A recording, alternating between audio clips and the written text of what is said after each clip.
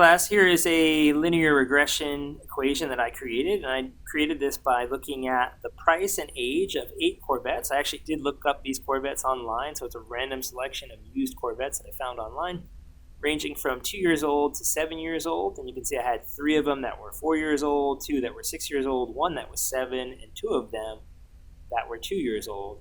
And based on this, I fit a least squared regression line. Here's the equation for that.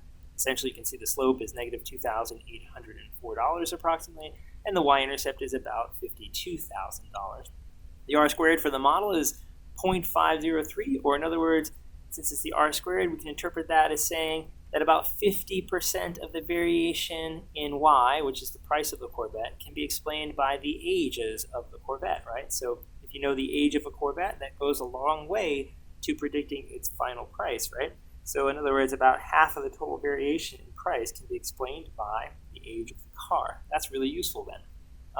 If you look at the model itself, you'll notice that it has a negative slope. That makes sense, right? Because as the age of the car increases, the price or the value of the car does decrease typically.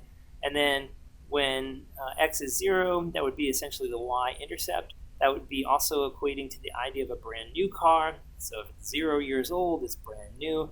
And that would mean that the overall price of the car is about $52,000 when new, and that's on average, right? So this equation brings out an average value, right? It's a predicted value for what the mean is for cars that have an age of X, right? So if you let X be 0, you're saying the average price for a car that's 0 years old or brand new, and that average price is about $52,000 according to the model. However, it may not be appropriate to plug in 0 here because I actually didn't include any new Corvettes, so I didn't look at the price of brand new Corvettes and use that in the model.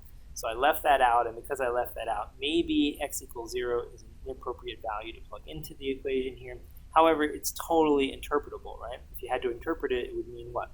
That they're 0 years old, or the Corvette is 0 years old, and the price for a brand new Corvette then, on average, is about $52,000.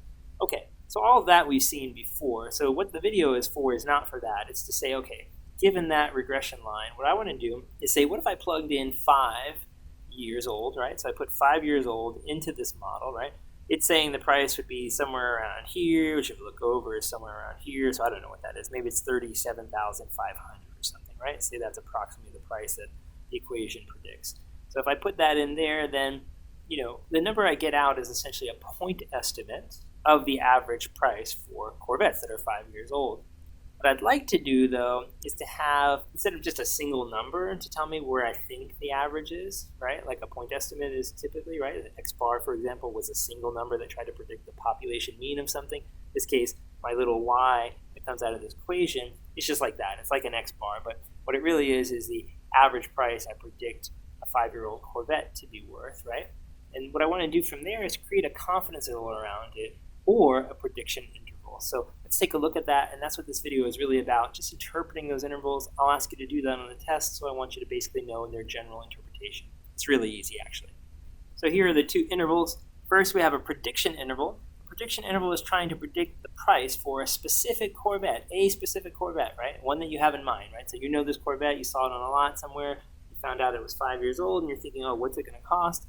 Well, this model is trying to predict what that specific Corvette would cost, and it's saying, hey, it's somewhere between $23,000 and $52,000, right?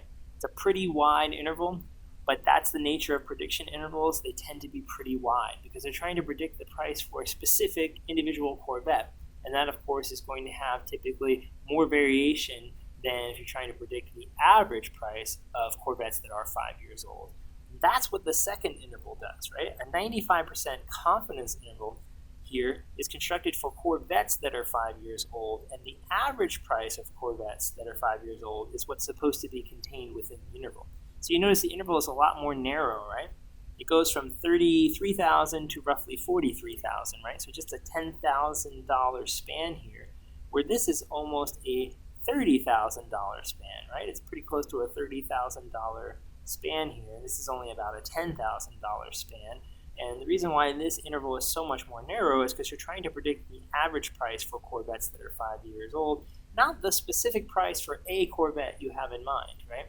So the reason why that distinction is important is because on the test, I'm going to be asking you, right, to interpret the results of these types of intervals. And one of them is going to be a prediction interval. And on some copies of the test, you'll be given a confidence interval. And basically, you need to select the correct wording for its interpretation. So in this first one, you would say that the prediction interval is telling you where you think the price of a Corvette that's 5 years old is located, right? So you think the true price of this Corvette that's 5 years old is somewhere between these two values. In the case of the confidence interval, you're not looking for the price of a Corvette, you're looking for the average price of all Corvettes that are 5 years old, and that price is supposed to be, that average price I should say, is supposed to be between these two values. And that is what you need to know for the test. That's it. So just look out for the wording.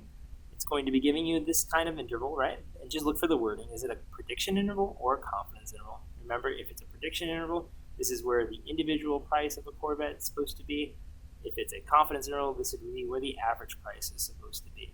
Of course, it won't be about Corvettes, but regardless of what it's about, it's the same idea, right? This is predicting where an individual measurement will land. This is predicting where the average is, right? So that's essentially it. All right, I hope you understood the video and the concepts that we're talking about. Try to read through the fully worked example that's included at the end of Chapter 11. It's a really great illustration of the big picture ideas that we covered in Chapter 11. Kind of walks you through the full process of coming up with a model, a prediction model, and then kind of using it all the way throughout, right down to the final step where they use computer software to make a prediction. So it kind of walks you through. It's a great overview to help you familiarize yourself with the concepts that we learned from Chapter 11.